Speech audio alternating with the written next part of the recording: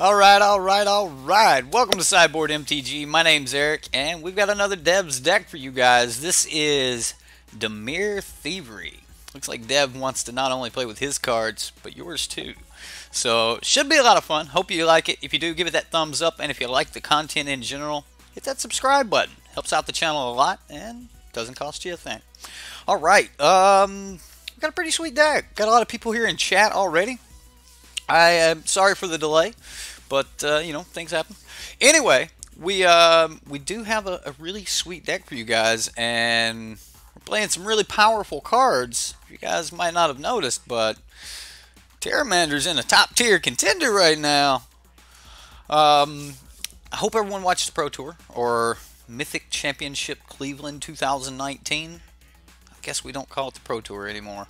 Oh well. Either way, the Mythic Championship did provide us with some pretty sweet decks, and I was very happy to say that Mono Blue put up a very powerful showing. Told you it was tier 1. Told you. Anyway, alright. Anyway, Dev's got a sweet deck for us tonight. We've got some really powerful options, and if we don't want to use their cards for ourselves, then we're at least going to take them away from them. Alright, so we've got Terramander here as a nice 1-drop, allowing us to get a good early creature on the battlefield and start applying pressure early. Now, it's not going to give you that huge draw engine that it does in Mono Blue by attaching like Curious Obsession to it, but allowing us to start putting in that chip damage early and then denying our opponent's resources from that point forward. It's going to be a really powerful effect in this deck. On turn 2, though, we can either control them in one way or another. We can either just let them have the creature and then take it away from them, or we can deny a future play altogether. Now, Thought Eraser is really sweet, and I do like the idea of we can either go on the proactive path of saying, no, you will not be casting that Hydroid Crisis, or we can allow them to cast a nice early creature and then just take it away from them. So, Moment of Craving or Cast Down will work as well. On turn 3, though, we can continue to be proactive with our Thief of Sanity and start the stealing of their creatures and cards. Not necessarily just their creatures, but start the thievery, right? Thief of Sanity, great card. I don't think it needs much of an introduction. Most people know this thing has to die on sight. The longer this thing lives, and it has a little bit of evasion on its own with its flying, the longer it lives, the likelihood of you losing that game drops significantly. So the more times we can hit with Thief of Sanity, the better off we are. It gives us card advantage from our opponent's deck. And, I mean, that it kind of helps that we're milling them a little bit in some situations. Or we could just say no. You know, it is a Dimir deck, and blue-black control is a long-standing archetype. So being a control deck in some aspects says that, you know, okay, fine, we don't want to let you have a creature. We'll just deny that, and then having that Surveil on the backup is really sweet as well. Goes along with some other cards in the deck, but you know, helping us hit our land drops and things of that nature, so we can get on up into our Hostage Takers. Hostage Taker, great card right now. Even if they are able to kill the Hostage Taker, in the case of Hydroid Crisis in particular, if we Hostage Taker, it's just dead. It has just absolutely killed it. They don't get a nice enter the battlefield trigger, and if they don't kill it, then we're going to cast their stop, right? And that's pretty sweet. Along with Chemist's Insight to give us a little bit more card advantage, and I mean, the deck actually has a ton of card advantage considering we're taking our opponent's cards. Moving to the 5-drops, we do have Eldest Reborn, another way that we can deny them resources, meanwhile giving ourselves an additional resource with the 3rd lore counter here on Eldest Reborn. As far as additional card draw or other options, I mean, this will even deal with Carnage Tyrant in certain situations, especially if you can dispersal at end of turn, make them put it back in their hand, and then maybe thought erasure it away on the back side. If they had an additional card in their hand, they didn't have to discard it outright. So we do have Discovery Dispersal. Again, we have a little bit more Surveil here. And then I'm really starting to like this card, Entrancing Melody. Entrancing Melody, believe it or not, more times than not, I've just cast it for 2 mana and stole a token. It does work really well to just take people's tokens for two blue. Sure, I'll take that Knight. Have a good day. Anyway, Entrancing Melody, a really good card against other strategies as well, not just mono white, because taking Knight tokens or taking Adanto Vanguards is great, but who knows? You may actually have the benefit of being able to take even more powerful creatures in some decks, and I do like that aspect. In the sideboard, though, we've got the reason I was talking about that Surveil, right? We've got some Disinformation Campaign, and then we've got a very extensive control package here. We've got Duress to help remove cards from these control decks' hands, and then we've got Negate to stop certain things from being cast altogether, and then of course Ritual of Soot to sweep the board, and then Mass Manipulation because, well, all right, I'm going to be honest, I've never cast this card. I've never managed to get enough blue mana along with XX to be able to cast this card. Should be a lot of fun though, and it was the thumbnail that Deb decided to use for his deck tech, and if you want to see that deck tech, don't forget to check the information box above. Nezahal as another big finisher and some card advantage. Now, old Nezi has shown up in a lot of decks over time, and it could be the exact answer that decks like this need to be able to fight in the format. I do wish that it had something like Flash or something of that nature. I think that Nezahal could be a little bit better. I'm not very worried about having no maximum hand size. Just a line of text that's never really meant a lot to me, and I'm typically a blue mage, so Flash would have definitely been better on Nezahal, but still a very powerful finisher. All right, let's get over to chat. Let's see what's going on with everybody. I know I've been ignoring chat. You guys have been carrying on a conversation without me. But let's see what's going on, then we'll get into some gameplay. They discontinued dual decks. They won't be making them anymore. What about challenger decks? You think challenger decks will come back? Like, you think we'll get that at some point during a season?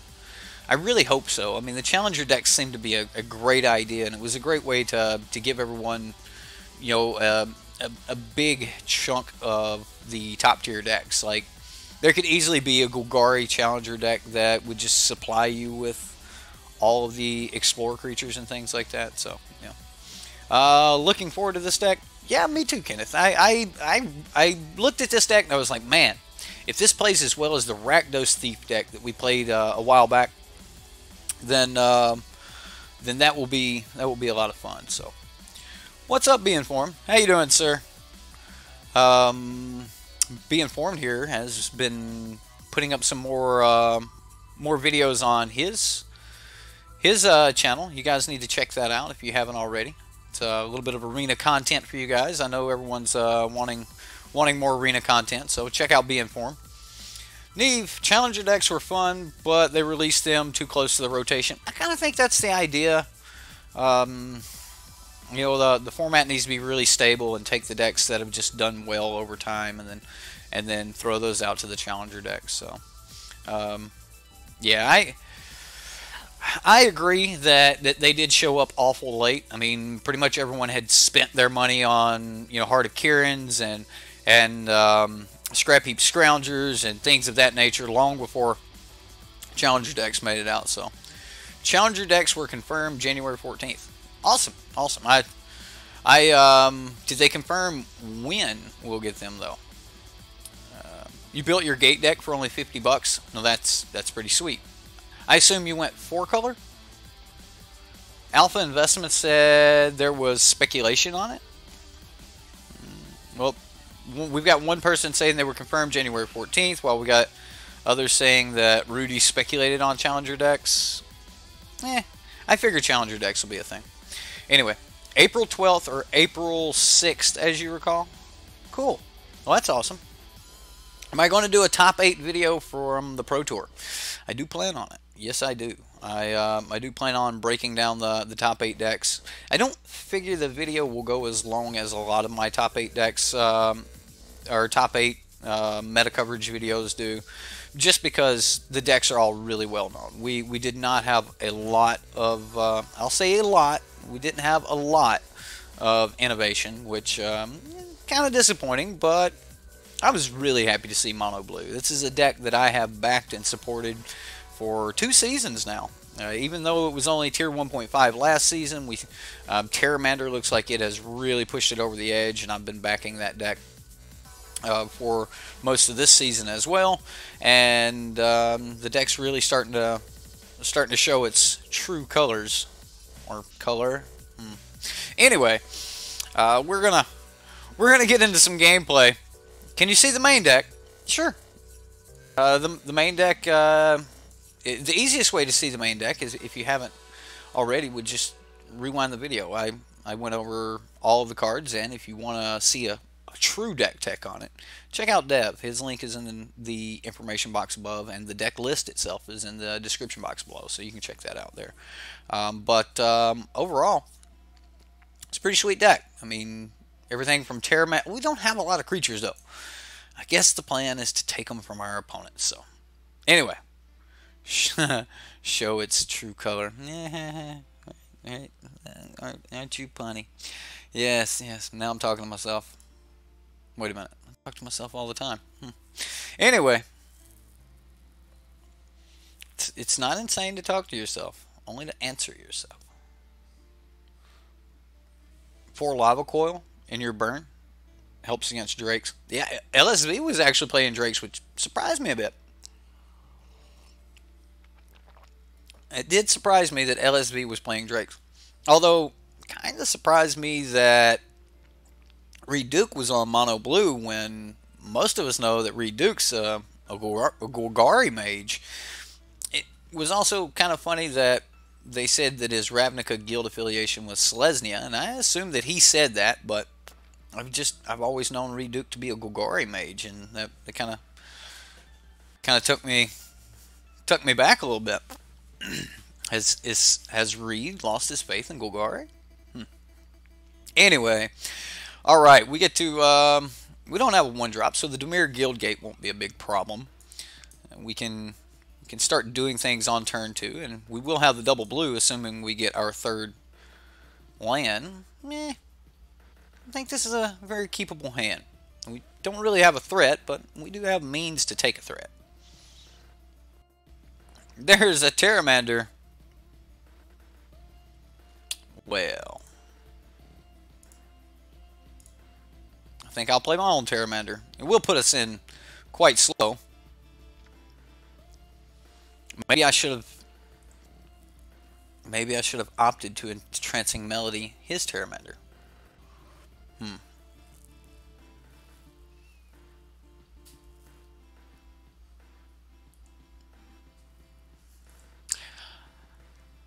Ooh.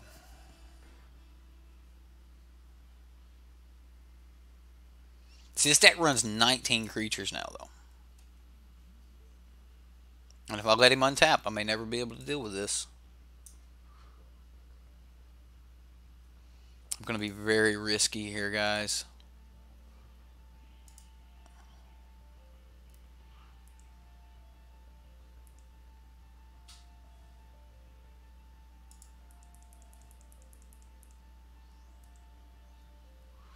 As of right now, he doesn't know that we're anything but mono blue. Ooh, he's not mono blue.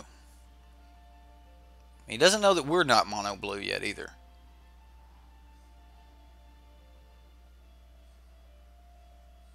Chart, of course. That hurts. Come on, Swamp. Ah.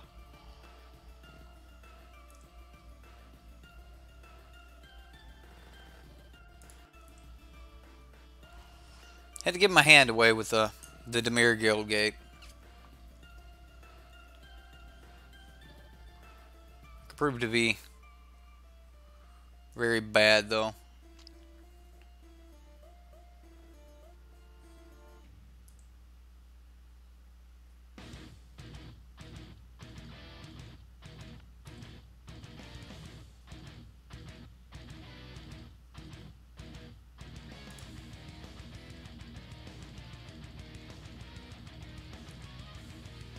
I'll just pass. I'm not so worried about the Pteramander at the current moment.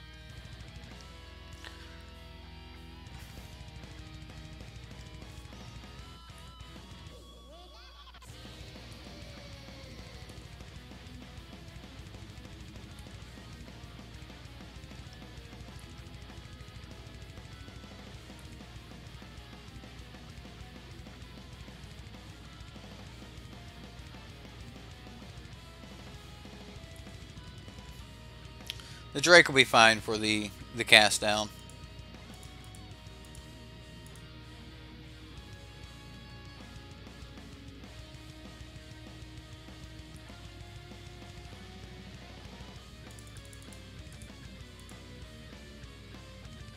Does he have a dive down?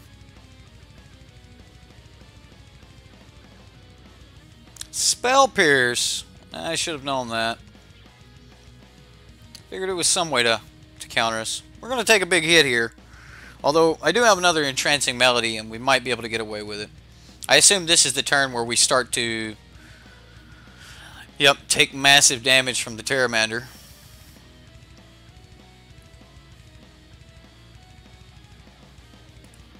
Oh, now you want to show up there, Black Source.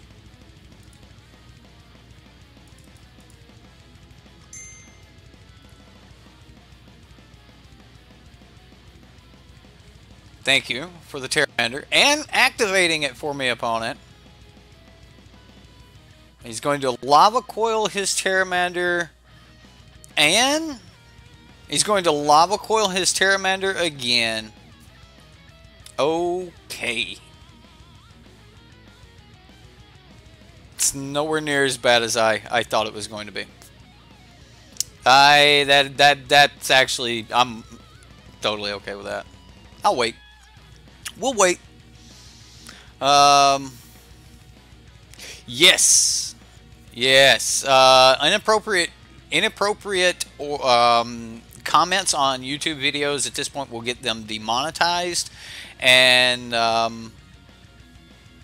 there's other things that could happen as well.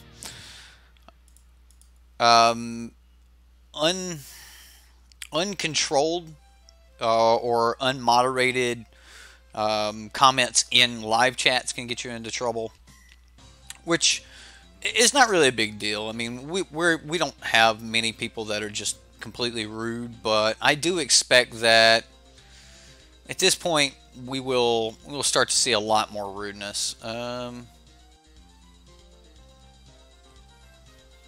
could activate. Could just counter. But then we got to deal with Enigma Drake. Although I can deal with Enigma Drake. Let's activate. We'll let him have his Enigma Drake. What? I have... Oh, one's a creature. Oh.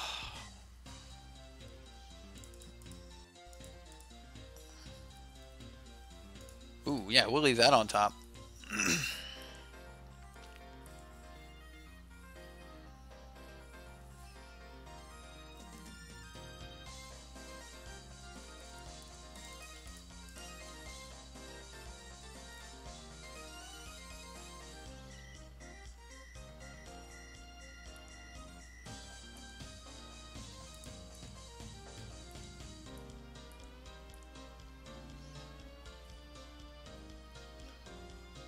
Yeah, I expect there to be an influx in trolls.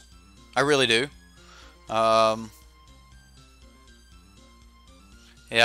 like... What deal? The deal of moderating? I expect there to be an influx in trolls, but we'll see.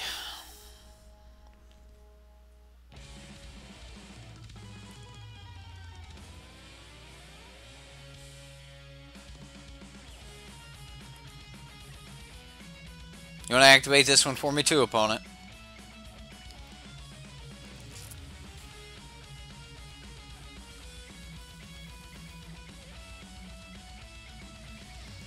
I think I just steal it.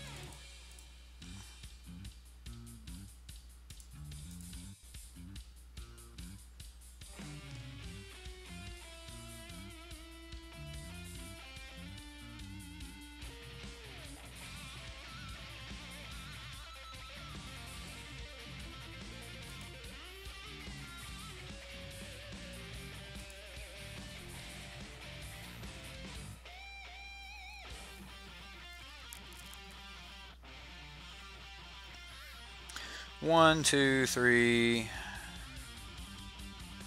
4, 5, 6. And it'll cost... I won't be able to activate this turn.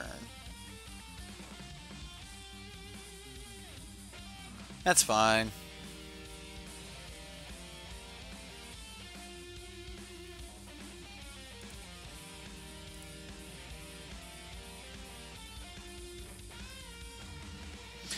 I'll wait. Might even.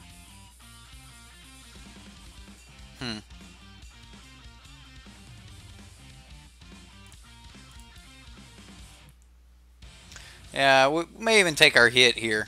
I don't know. I guess I could just jump block with Terramander. If he swings, I mean, I probably get to start getting in with... Yeah, I'll block with the Terramander. And we'll get value out of Thief of Sanity if we can protect it. Ooh, another Terramander. Well, that's gonna hurt.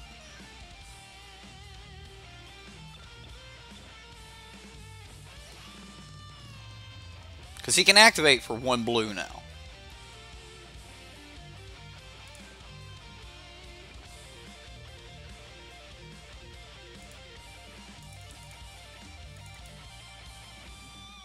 Let's go for it.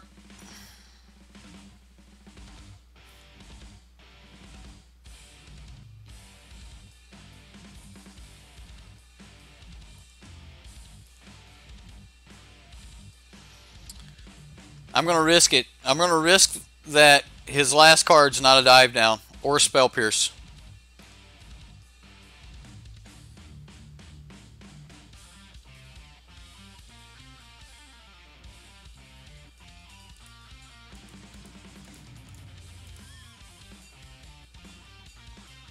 I think he could just activate again.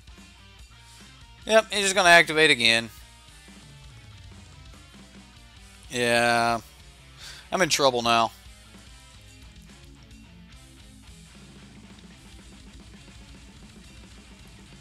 Like, as long as it hasn't been adapted yet, then... Okay.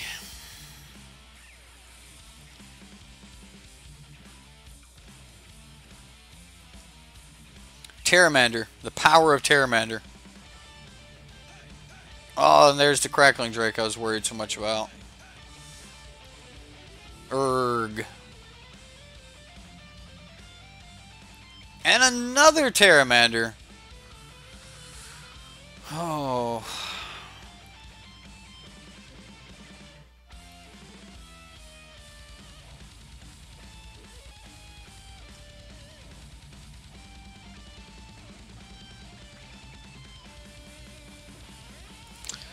Well, we'll kill this one.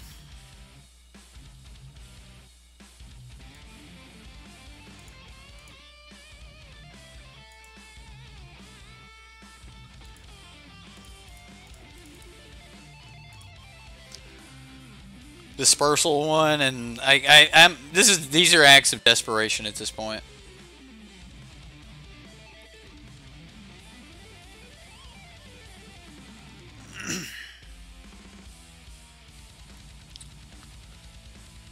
Why have one when you can just run out a whole playset, right? Well, we have seen one, two.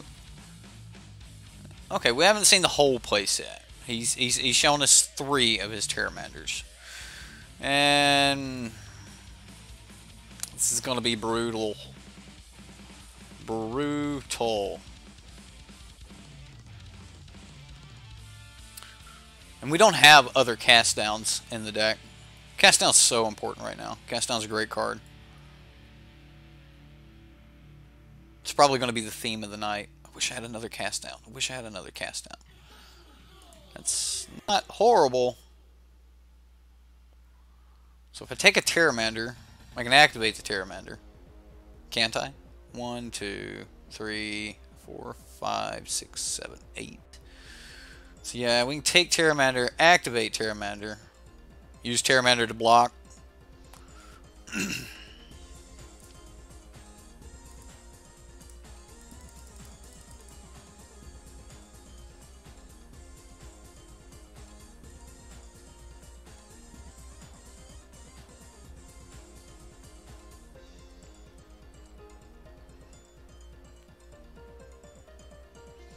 So now he's got to decide on which one he would rather have.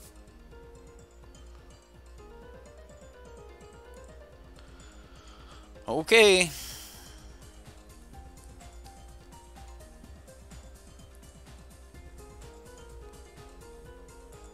Now he just needs to dig for a way to destroy our Terramander.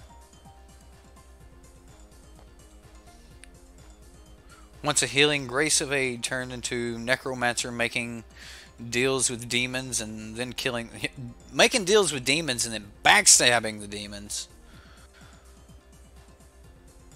Refuses to swing.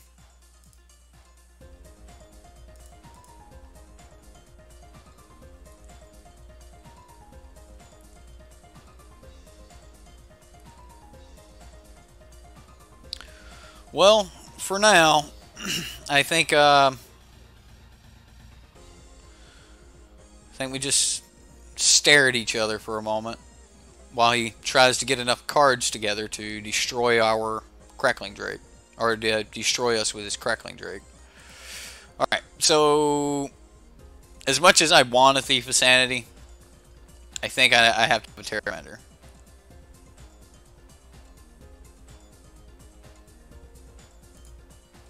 I couldn't do it earlier in response, so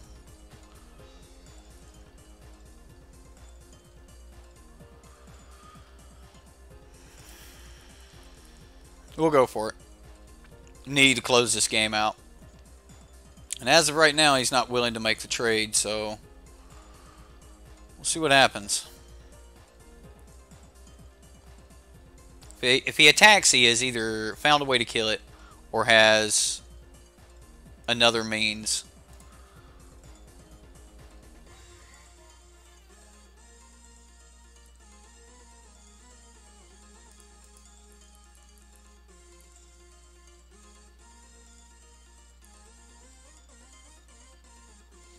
That might have been wrong. He might actually have a way, like a single kill spell, which could kill the Thief of Sanity, and we might just die here. Maybe that was a little too much to actually swing with both Terramanders. Right, because a single Lava Coil, yeah, that was a bad mistake. Bad mistake on my part. I shouldn't have gotten that aggressive. It was way too aggressive. I could have kept swinging in for 5, and then he would have had to pull another kill spell. I didn't think about that, and that was a horrible, horrible mistake. I should have taken my time. That's why I'm not in the Mythic Championship, right? Yeah, big punt. You got me, Justin. Got me. Got me. Alright, so against this deck, kind of just want Disinformation Campaign. Negate seems pretty decent as well. Arg. Entrancing Melody doesn't seem horrible. Although Thought Erasure, if we're not taking out our opponent's creatures, then I don't really feel good about Thought Erasure.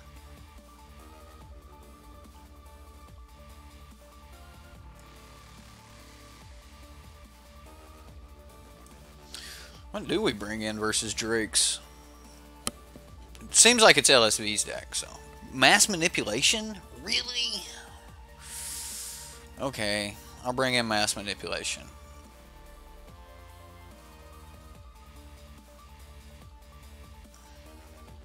Over what, though? I'm going to take out both Chemister's Insight. I'm bringing in Disinformation Campaign. I'll even take out a single hostage taker.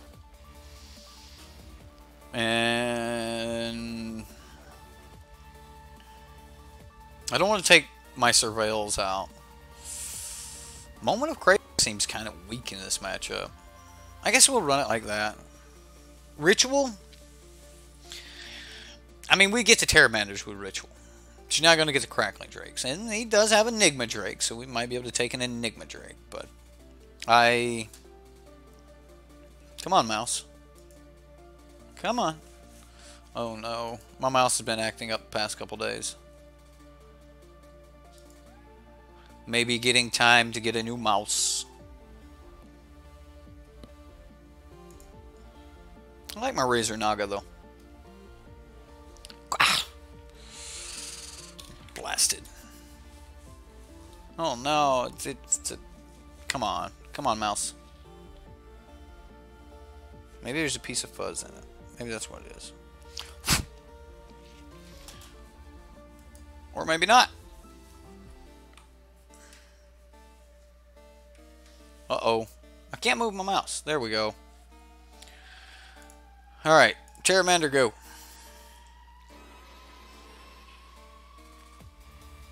Wish there was some Vraska's Contempts in the sideboard. I would settle for more Cast Down. I think Cast Down's in such a good spot right now. Alright, so I'm going to pay 2 life, and I'm killing that right now. We're not playing around with the, hey, we'll steal it. Ooh, I don't have to pay life.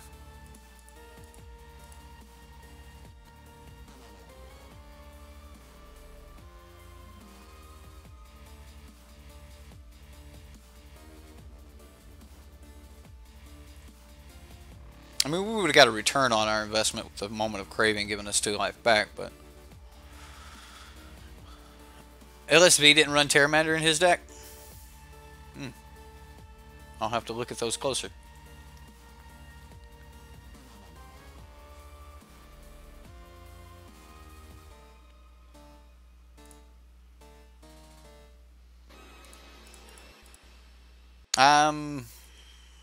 We're just going to go this route. I mean, if he gets an Enigma Drake down, though, I could be in some serious trouble. Disdainful Stroke. He brought in Disdainful Stroke versus me. Chart, of course. Things are looking up. Things are looking up.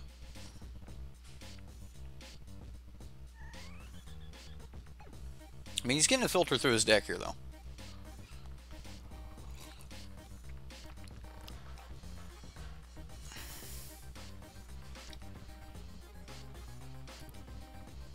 Your Bluetooth mouse has been acting up on you? Well, I've got a Razor Naga, right? Like, I've had this mouse for about 2 years now. Like, when I misclick, it's because my like, what you guys are used to F6 and stuff like that. My F6 is right here.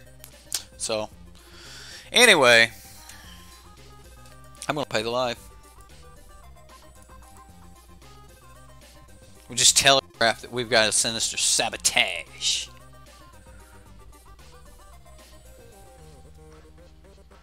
Right? Mono Sabotage, that's right.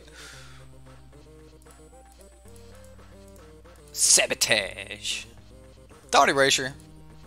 It's probably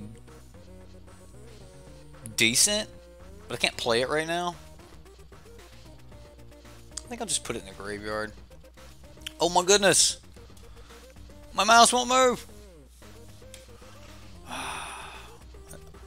There we go. I'm going to put it in the graveyard. We'll pick up our Disinformation Campaign. Oh, now I can play it.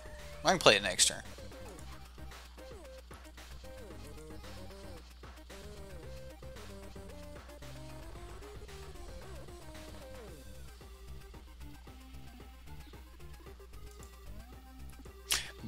It's a wired mouse. I I was pretty big into raiding and things like that, and I don't trust wireless mice. They you lose nanoseconds of very important. Really?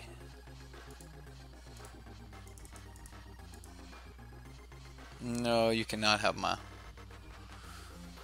least if I can stop it anyway. I will take a thief. Now, if you want to kill it, that's fine. That's perfectly fine, opponent. He's going to scoop. We're going to go to the next. He realizes that he's tapped out, and I have disinformation camp. He just scooped up completely. I don't want to play against this stupid thief deck anymore. Whatever. I like this deck.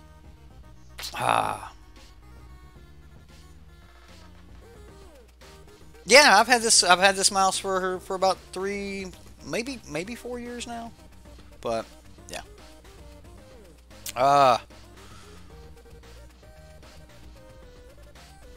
Yeah, you think Arclight could be sweet instead of Enigma Drake, but you could be wrong.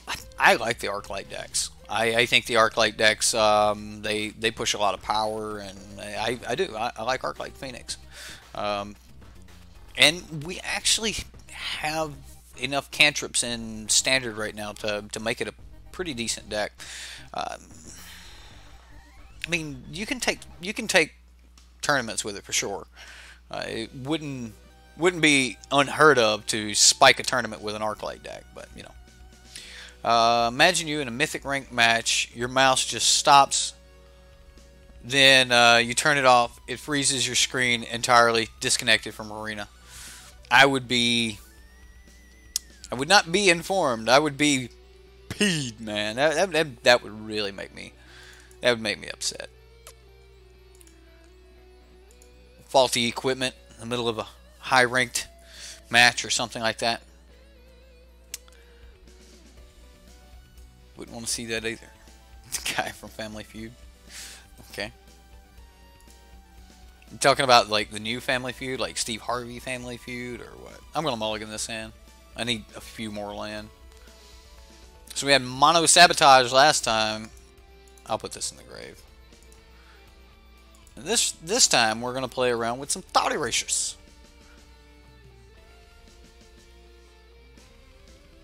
Yes, every time that we see new sets, we're gonna have to look at 1-drops and be very, very, like, I don't know, scrutinous, I guess would be the word. Scrutinizing. We're gonna have to really think about, could this fit in a deck with Arclight Phoenix? Could I get away with just casting these for free? And we're really gonna have to look at 2-drops if we think that they're in a red, blue, or maybe even 3-color combo where you can get into these Arclight Phoenix, Goblin Electromancer builds. So, I mean, it's definitely something to think of. This thing can get out of hand on us real quick. But I don't want him to get it too out of hand. I think I'm going to go ahead and Thought Eraser. Instead of trying to clean up from the Gruul deck here, I'd rather take something else. I assume it's Gruul because he called Warrior. I expect to see, like, yeah. There we go. Oh, not just Gruul. There's a Blood Crypt. Okay. So Crawl Harpooner we can deal with. Growth Chamber Guardian we could also deal with. He's going to have a Crawl Harpooner one way or another, and I don't want him to start chaining off Growth Chamber Guardians.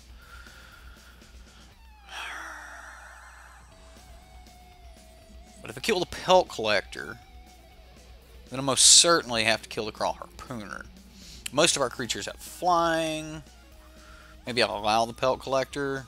Pelt Collector becomes a 2/2. He plays the Growth Chamber Guardian. I can kill the Growth Chamber Guardian. I guess I take a Harpooner. Or put that on the bottom. Or in the graveyard. Alright.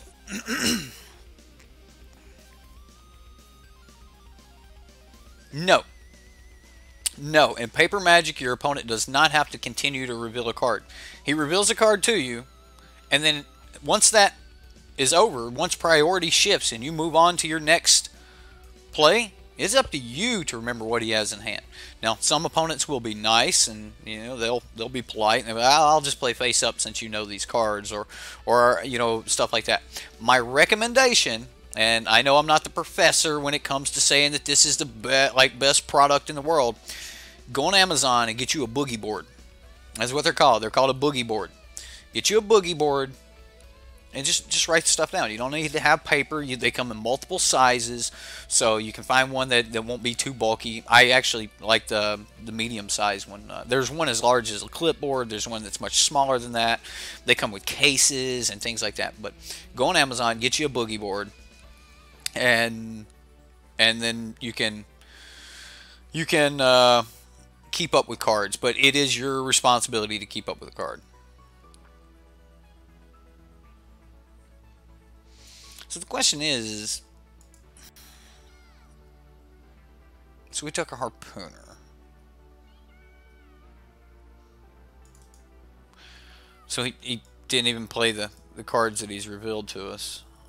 Like, he played a card non-revealed as far as the land goes, which I don't really agree with, but whatever. I make points all the time. He's played the Grove Chamber Guardian. So we know the card's in his hand. So how do we play this? Because if he pays 2 life, pays for the Grove Chamber Guardian. I think I just kill the Grove Chamber Guardian. Because that was the plan anyway, right? That I could kill the Grove Chamber Guardian, it wouldn't make the Pelt Collector any larger. The problem with that is now he plays a Crawl Harpooner, and I still take 3, and I don't have a way to answer either. Arrgh. Alright. But yeah, check out Amazon and just look for you a boogie board. That's what they're called, boogie board, something like that. Pretty sure they're called boogie boards. Somebody knows what I'm talking about. It's a little electronic pads that people have. Got a little button at the top, and you write on it with a stylus. He has another Grove Chamber Guardian. So the opponent keeps playing cards that he's drawing, which that was not actually an advantageous play of him. I believe that Crawl Harpooner would have been the better play. He would have been smacked me for 3, and he would have had 6 power on the board.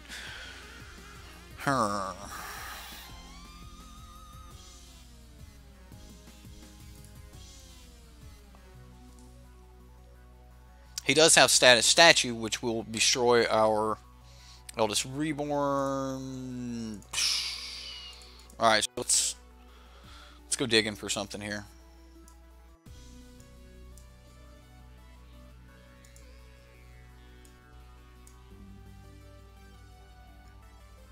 I think I have to take threat. Yeah. And then we'll just use Eldest Reborn as a 5-mana kill spell. Ooh.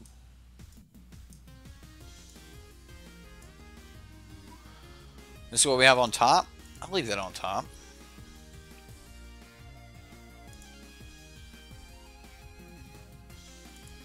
Makes it almost worthless to Discovery Dispersal at this point, though, right?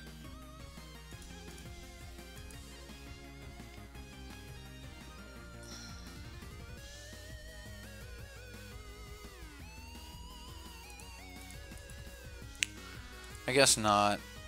I'll cast Discovery.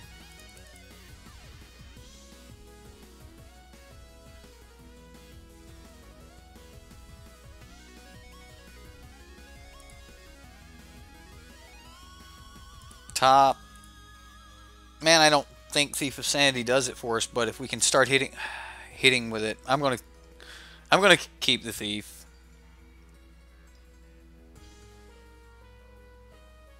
Yeah, I'll keep the Thief here.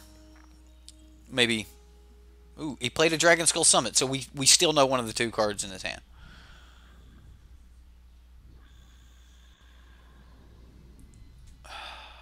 We have all information right now. He's not even trying to conceal it. It just doesn't matter to him, does it? So he gets another Grove Chamber Guardian. Well, we take his 4/4 and then make him kill it.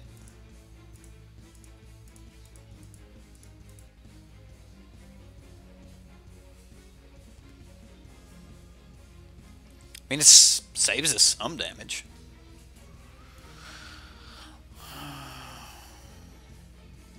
One confirmed card, a Johnny's Pride Mate. Okay, so the mono white deck will be white weenie deck will be one of the challenger decks. See, I originally thought that we'd have like challenger decks that were comprised mainly of. You're just gonna go ahead and activate it now, dude. Might as well, right? Yeah, that's what I thought. I thought we would have like guild decks, right? Like it's just a challenger deck based on each guild, but that would basically have to print. They would basically have to print everything, I guess. Taking such a beating. And my mouse did that thing. Doesn't matter much though, considering I'm not swinging.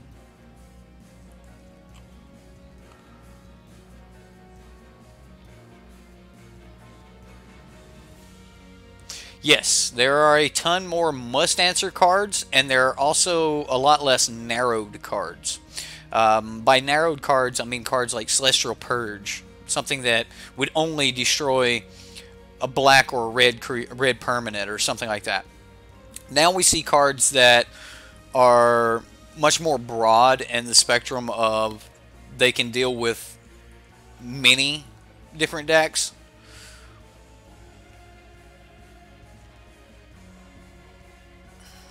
Come on. Allow me to move.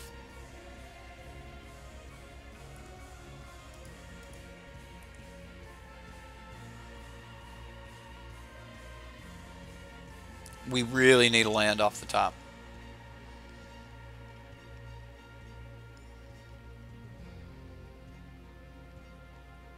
Well, what did you expect was going to happen, dude?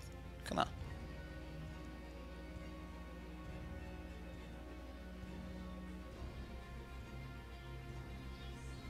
Yeah, the power creep has been very noticeable.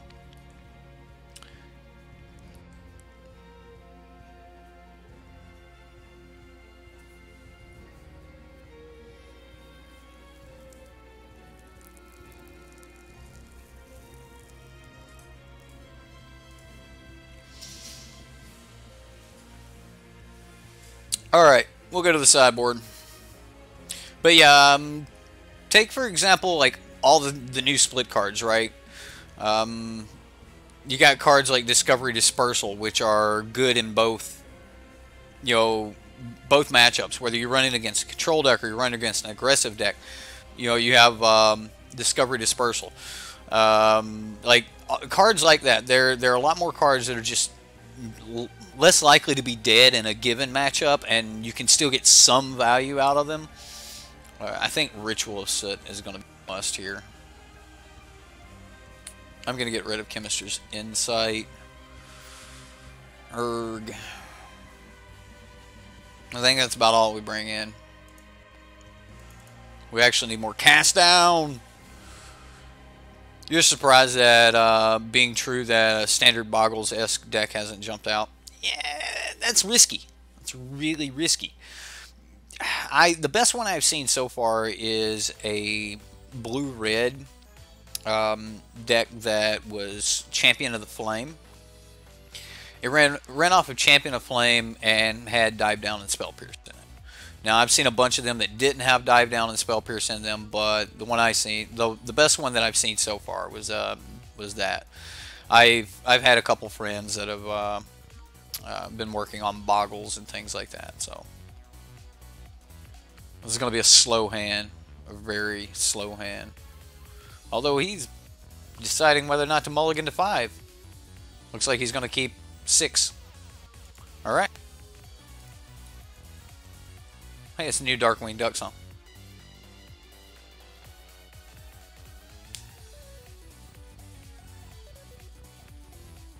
Well, and it's really hard to compare to those decks when those decks are ridiculously powerful.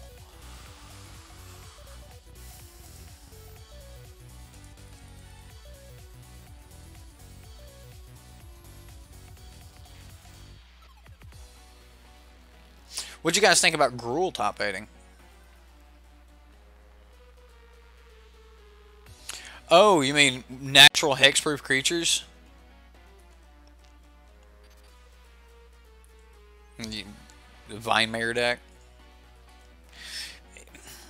The hexproof is very powerful. It is. But in Modern, one of the things that makes those decks so powerful is the enchantments that you have to put on them, which can allow them to get very large very quick.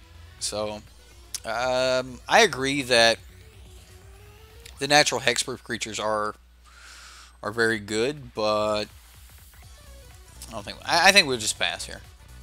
The natural hexproof creatures are great, and Invisible Stalker, and and Slippery Bogle, and things like that.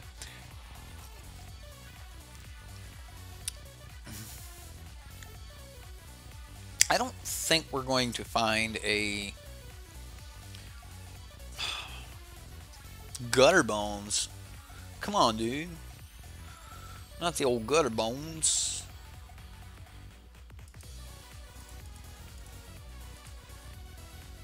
Get rid of this Pelt Collector now.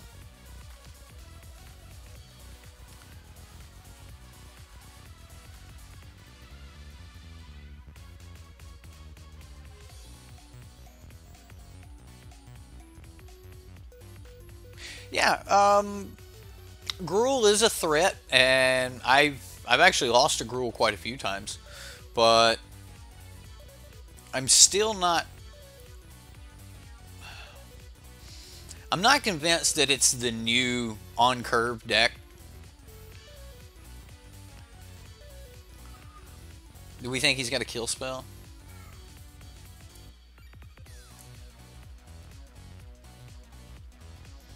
And why wouldn't he have a kill spell? If I wait a turn, I can play it and cast a Gutter Bones immediately. I'll wait. I mean, it's 4 damage, but we'll take our chances. Yeah, as far as the aura concept, there's just not a lot of big payoffs. Now, I'm not going to say that just because the enchantments are so powerful that you could play Boggles and not put them on enchanted. Oh, this will be great. I think we'll go for it.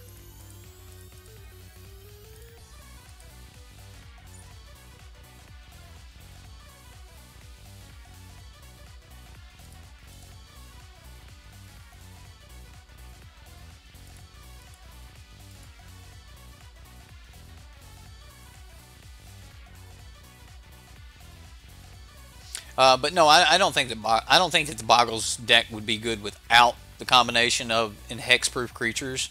But again, like, I don't know. It's what tournament was I talking about?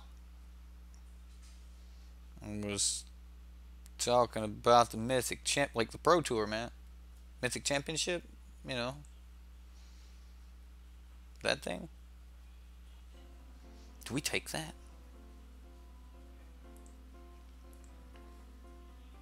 Could take that. Wish you would have made it bigger. I think it do take that.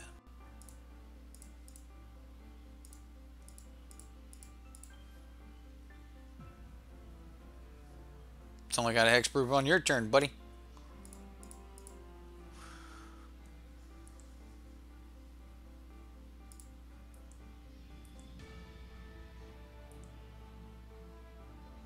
I'm going to play this much slower than I did the first game. I completely botched the first game by getting in too fast.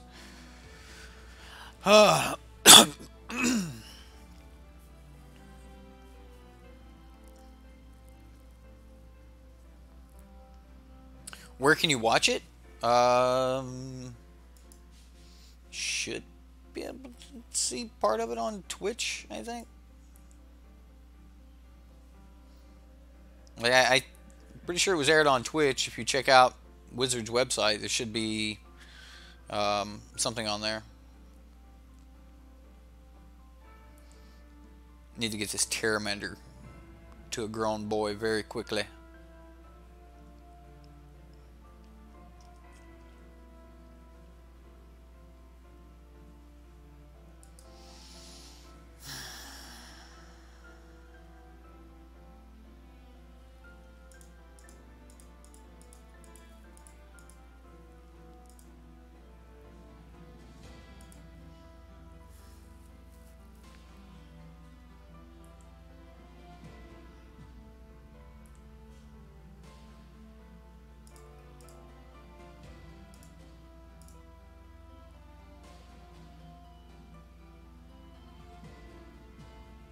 I assume he just eats with the Phoenix, right?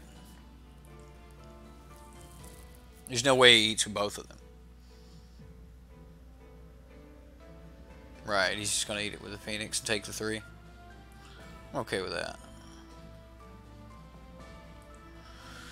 Alright.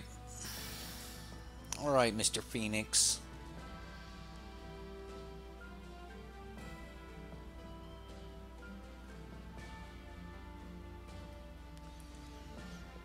Ooh.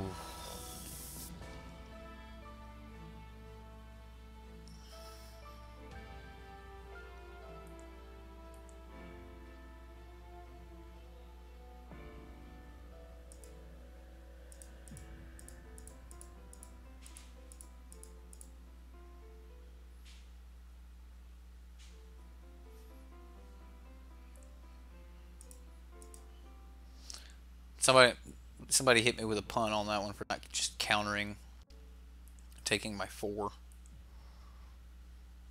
Come on, where's the Ritual of Soot?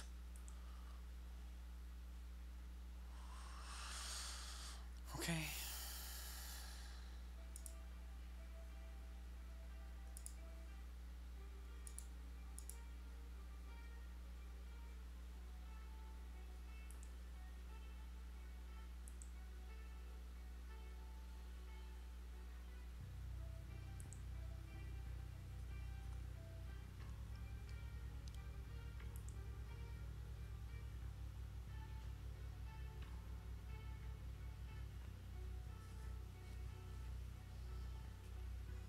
Should have countered that second Phoenix. I just took my 4. Definitely should have done that. Too late now.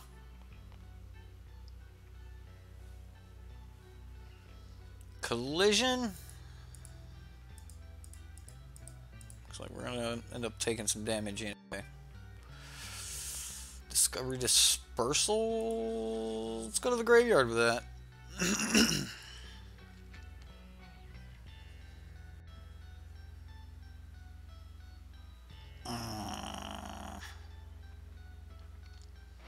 Grr.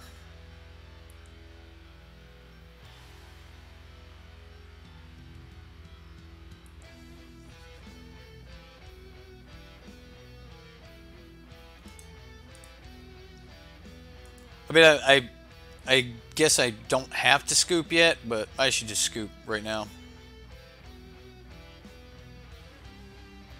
Not countering that Phoenix might not have weighed out perfectly for us. We may have still lost, but I definitely gave up way too much of an advantage.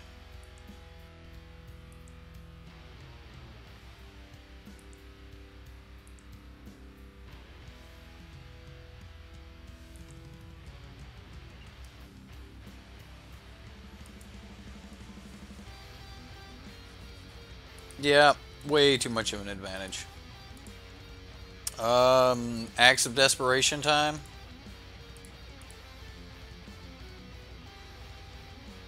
My luck, you'll just get rid of Gutter Bones.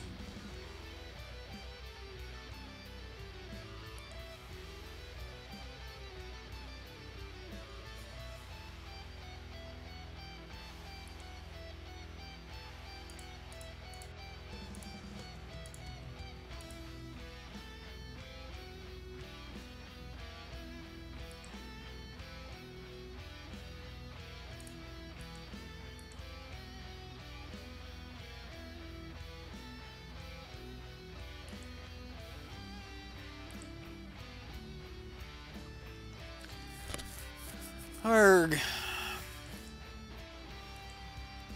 Maybe it's even useless to swing. Right? Probably.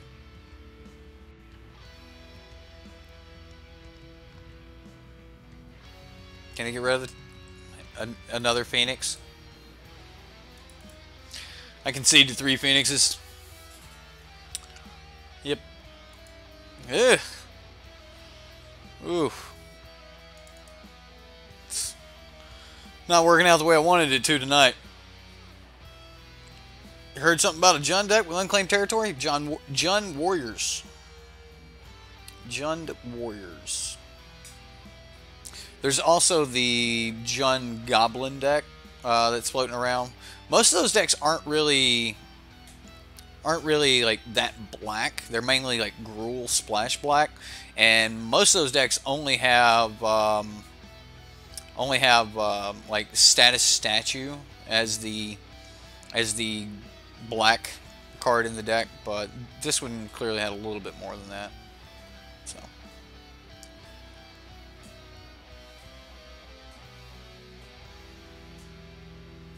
Curator's Ward.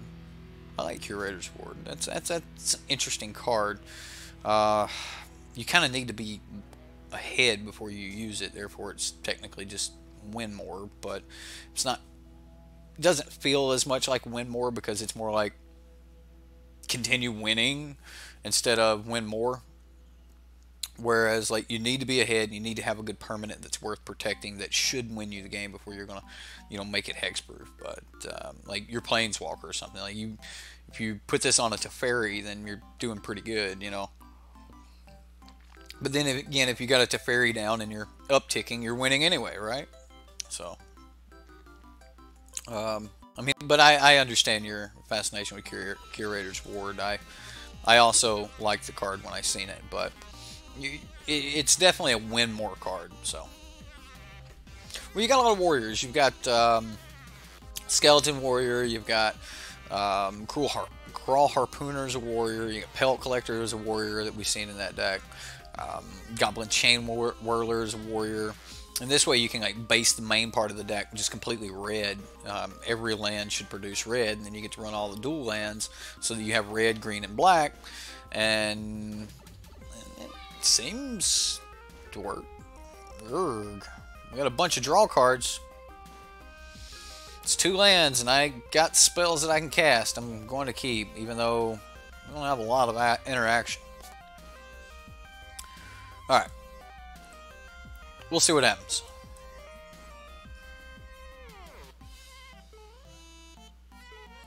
Footlight Fiend. I wonder if this is the Rakdos mid-range deck. Or something else. I don't know. It's Footlight Fiend. It's hard to tell. What's up, everybody? How you doing, Sir Eccles?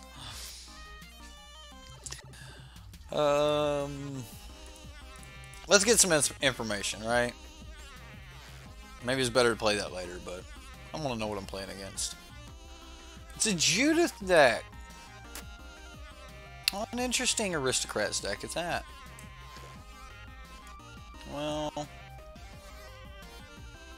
it'd be hard for me to deal with Judith, but I do have more cards in the deck that can kill Judith than I have that can kill Vindictive Vampire. Technically, as far as spot removal, we only have 1 cast down. I do not want that Eldest Reborn. So, I guess we get rid of the Vindictive Vampire, even though it's a 4-drop, and we're a long way away from that. Oh, he's Mardu! I'm impressed. I didn't even realize he was Mardu. Like, the Plains was there. I just seen Judith and was like, Rakdos!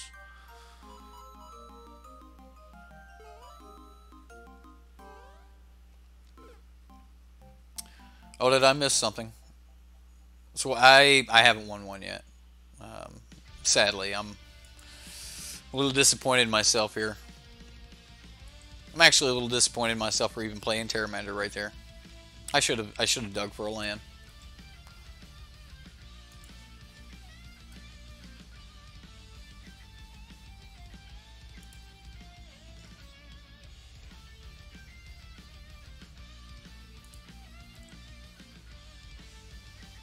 Yep. Just consumed too much magic today. Burnout. Yeah, sub Sunday is going to be sub Monday.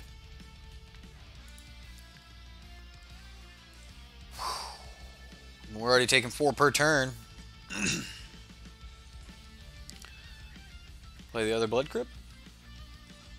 Nope.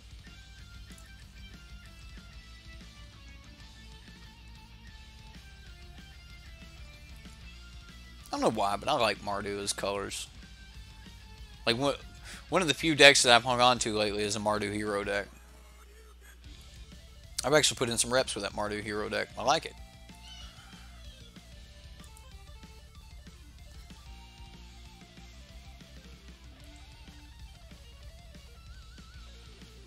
I'm running out of time.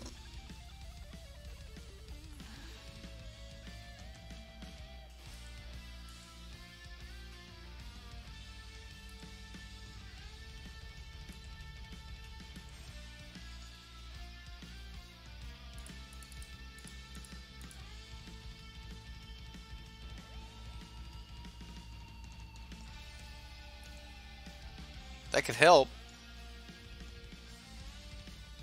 I mean,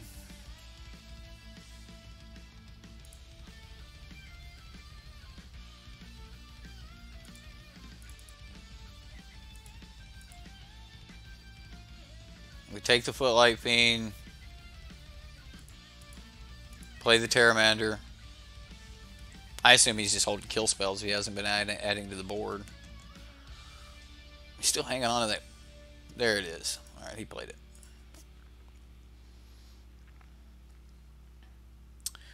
Alright, there's a cast down.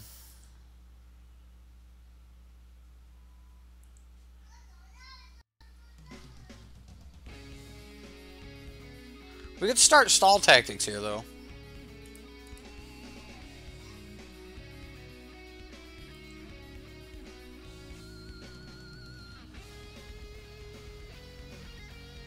We only have 3 cards in the graveyard, though.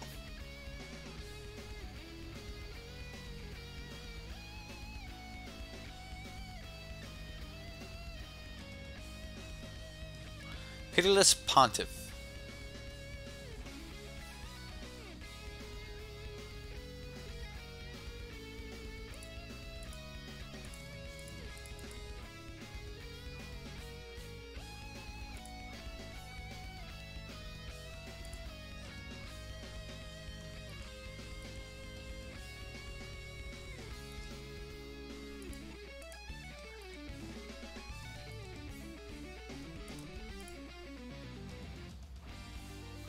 I thought surely he wouldn't swing at it. Maybe he just has another Judith? Oh, he wanted to use the Judith. He trade his Judith to kill my... Fair enough.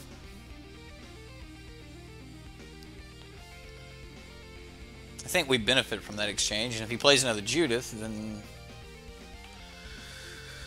Alright, yep, yeah, another Judith.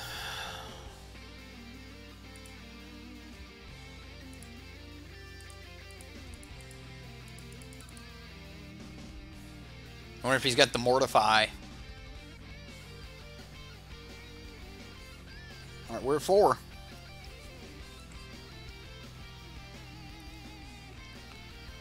Palaka Worm isn't even being considered for the meme deck.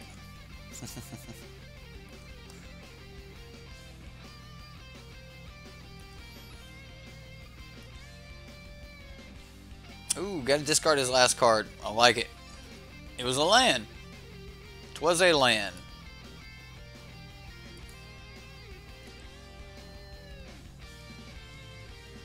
Now we can wait.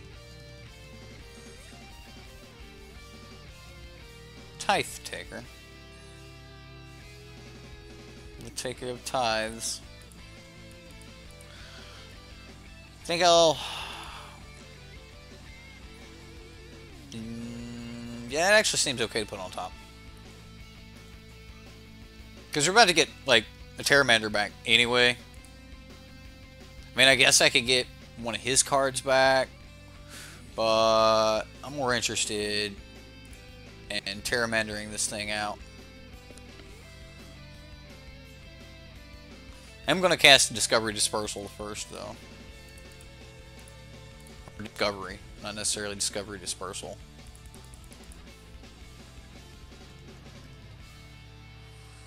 Oh, Graveyard top. I mean, it wouldn't hurt to have an Entrancing Melody right now, right? Be able to steal something. How many we got? We have 1, 2, 3. I guess I could just click it.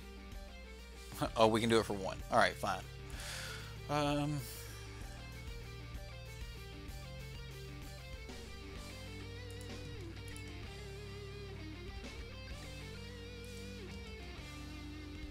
Alright. And we've got a Chemist's Insight in the graveyard. We've got a ton of action right now.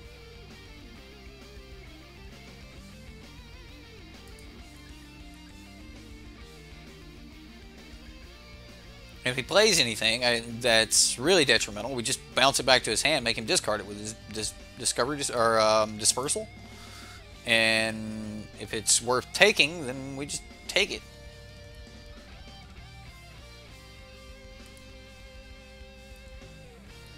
Alright. I don't think we have to play any more lands, and then we can just start, like, I don't know. We should have most things locked down right now. I can't imagine anything that he could play that would be backbreaking.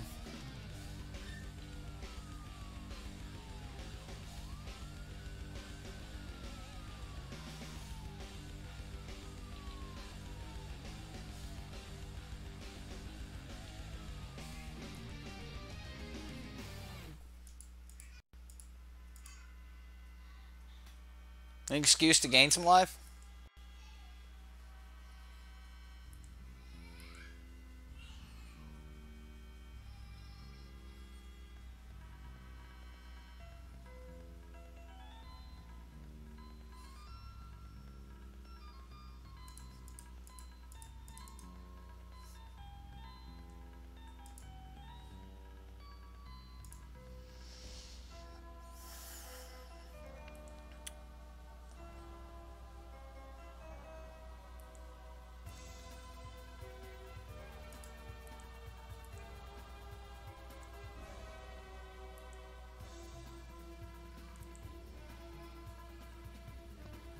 Alright. Real oppressive. Okay, so if the deck ever gets ahead, then it's going to be really hard to fall behind, but yeah, Terramander's amazing. I've been playing with it a lot in the mono blue deck, and I really enjoyed Terramander. I just really don't like Thought Erasure in this matchup. Although, maybe better to keep him from being able to have something hit the battlefield, so. Eldest Reborn doesn't seem great. Maybe we'll get rid of Eldest Reborn.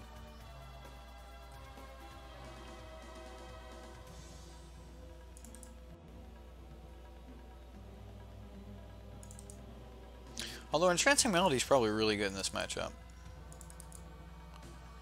I mean, that is kind of the idea of this deck. Yeah, I'll just bring it in a gate. Maybe we can protect something.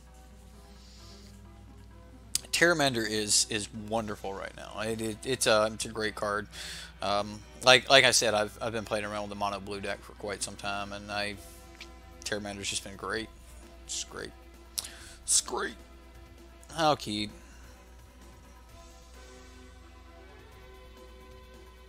He mulligans to 5. he'll scoop early. It's the nature of non-tournament online Magic, unless he just has a great 5-card hand.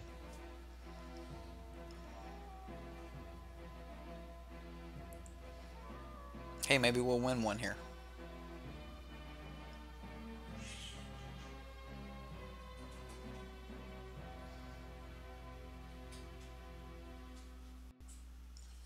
Hey, you know what?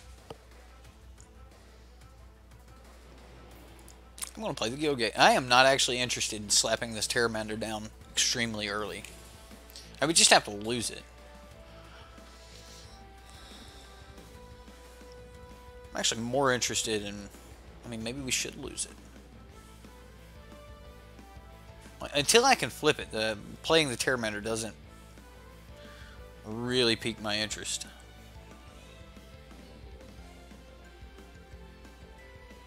If he goes like land Judith, then I have to do this now.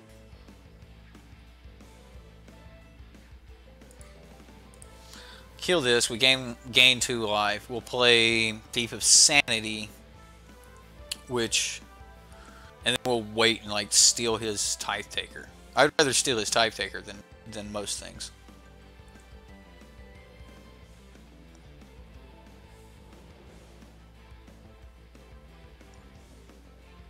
Maybe we don't even deep save, we just sinister sabotage. And we can take the hit.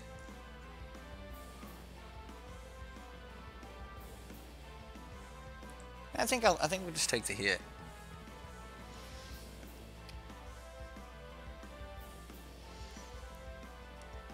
And if he's only got 2 cards left in hand, then there's a good chance that we're going to catch up.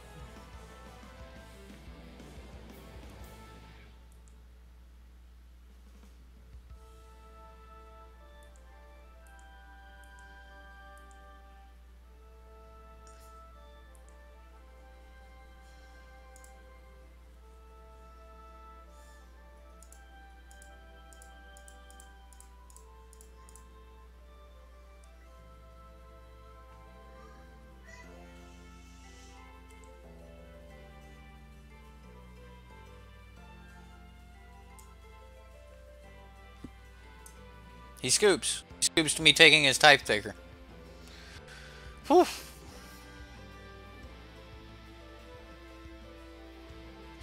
Thanks, Skylar. Yeah, I've actually I've been saying that Mono Blue is like one of the best decks in the format this season, and it showed off a little bit in Dallas, and then it showed off in Memphis, and I was like, oh goodness, it's really happening. Everyone else is jumping on Mono Blue, and then Madness asked me last week. He's like, you know, what do you expect for the Pro Tour or for the Mythic Championship? And I was like, well, I expect Sultai, and I did say that I think I said I expected Gruul, but I also didn't expect as much Esper.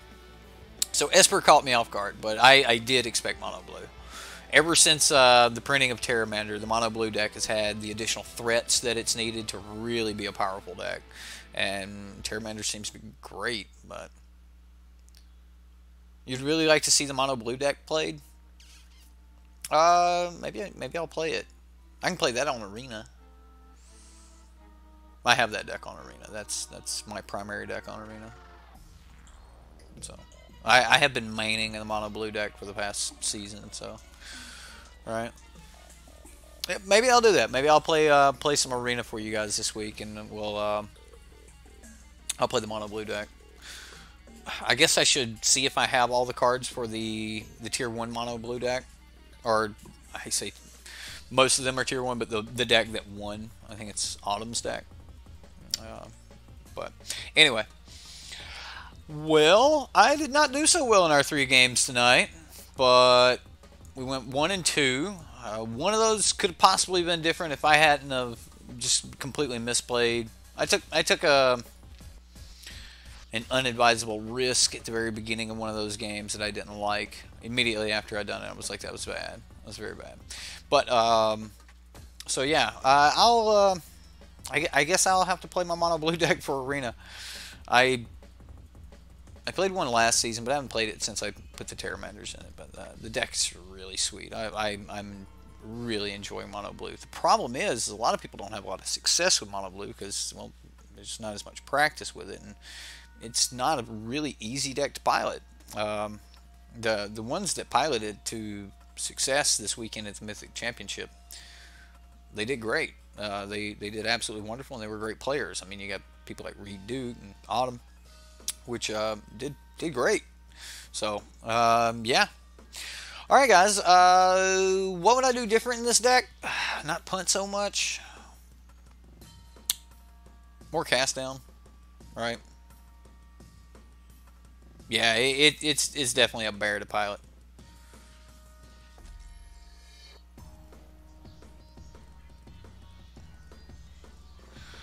I will definitely check. We are getting to the point where I have a much better collection on Arena right now, and I will soon start being able to play more and more and more decks on Arena.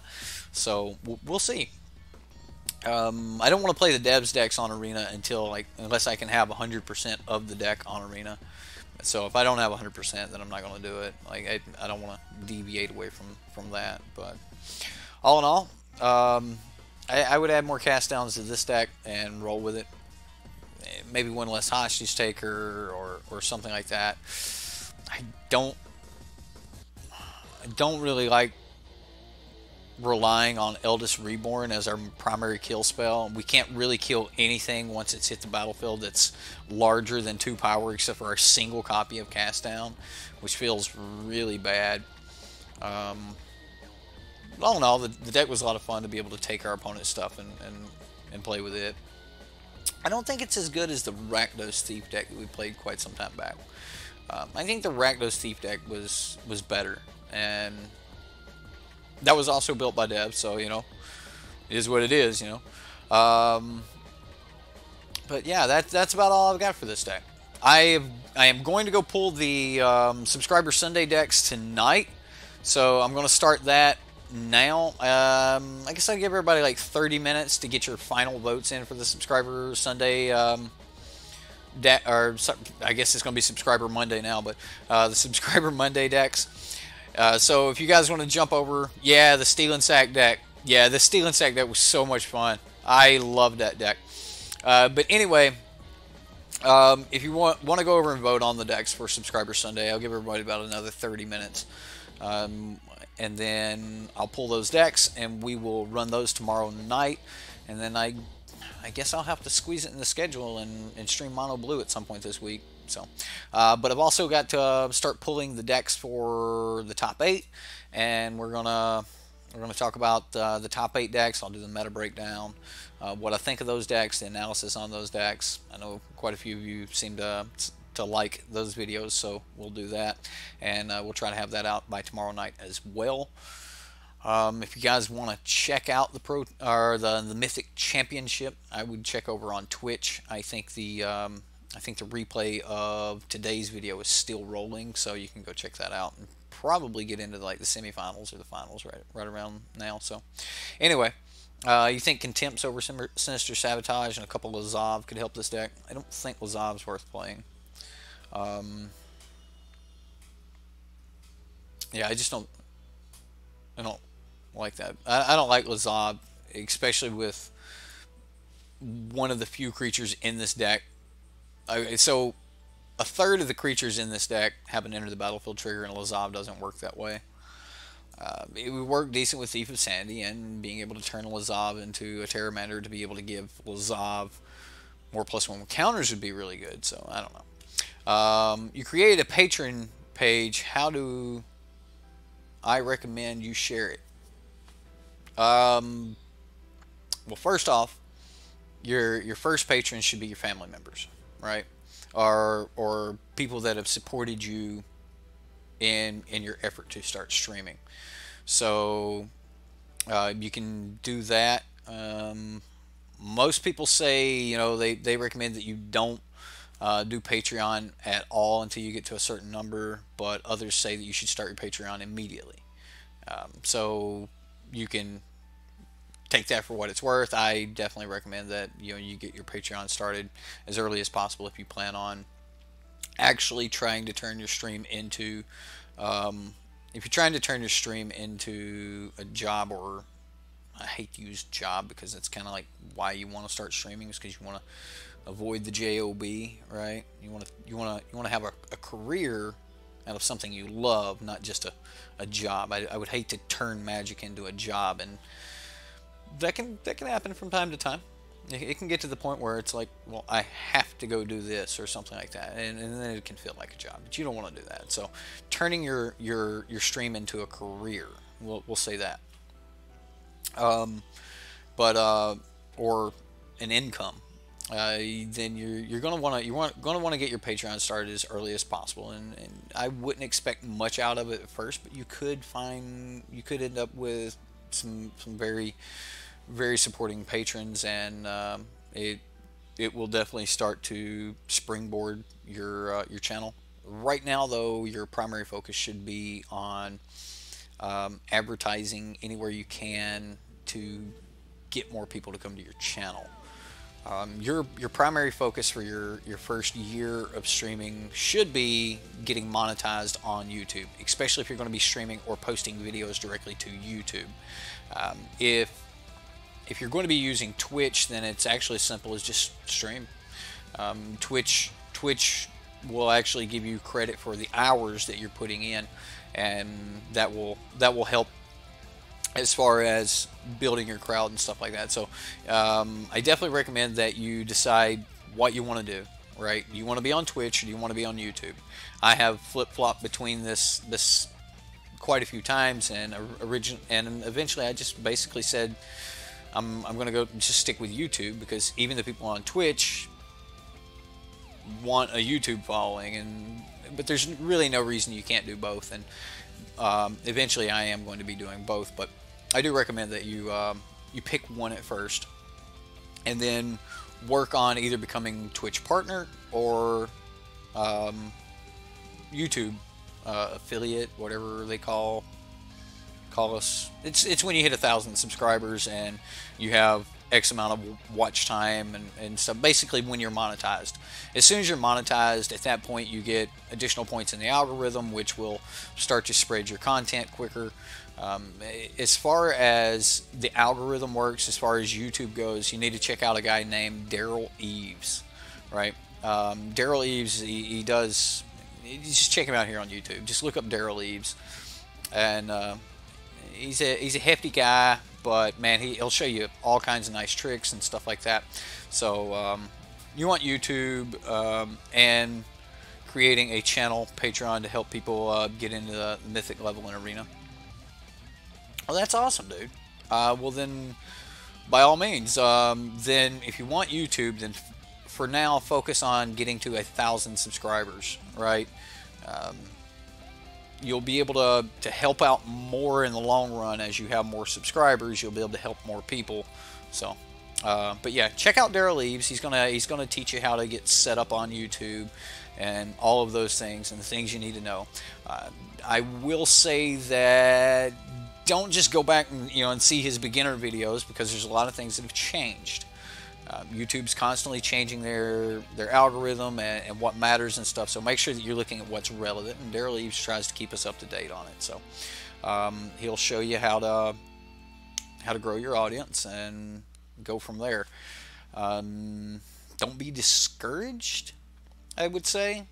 As far as growing an audience goes, most YouTube channels do not actually hit their first 1,000 within their first year.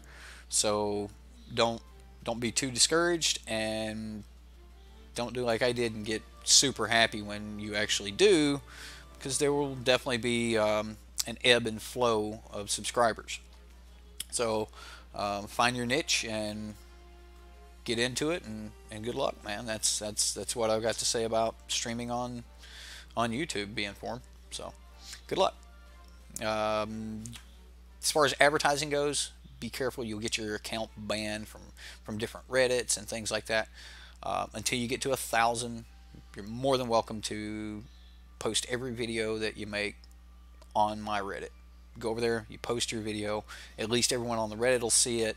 It'll help remind me. I'll help you out and things like that. Once you get to 1,000, at that point you pretty much got you an audience, and then at that point cater to your audience. And may not be exactly what you wanted to do in the beginning, but you'll have found what it is that your audience likes, and my audience tends to like Devs decks. So that's why I stick to the Devs decks. And you can throw your own stuff in, and you'll take a lot of advice from a lot of different people, but remember to be your own person and go from there. So yeah, just good luck, man. As far as I'm concerned on streaming and things like that, welcome to the family, dude. Like, it's definitely a community. I know a lot of streamers will not want to do exactly what Trey said, sharing the love. A lot of streamers will not want to share the love, and you can get banned out of channels and things like that. Just be tactful in other channels.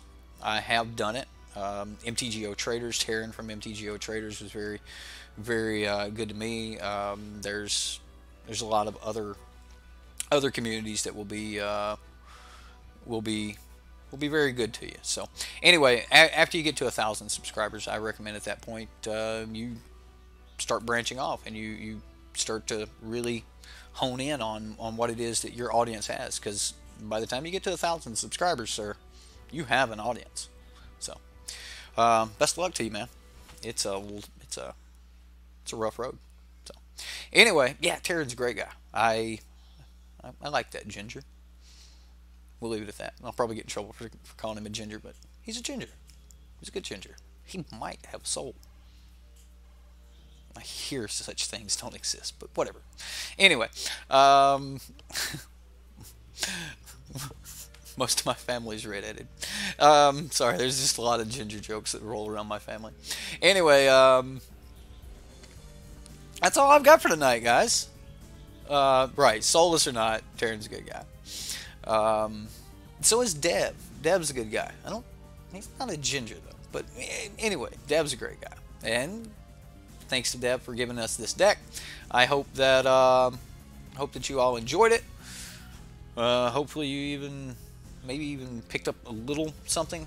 Remember, take even what I say with the sifter, with Grandma's sifter. And yeah, everyone check out Be Informed's channel. I'll try to remember to put a link to his channel, but you can just click his icon, right click his icon here in chat, and you can go over there and hit that subscribe button. Check him out. He's definitely a mythic level standard player in Arena, and I'm sure he has quite a few cards. So that's all I've got for tonight. Smash that like button, hit that subscribe button. I had a lot of fun. I hope you had fun. We'll see you next time here on Sideboard MTG.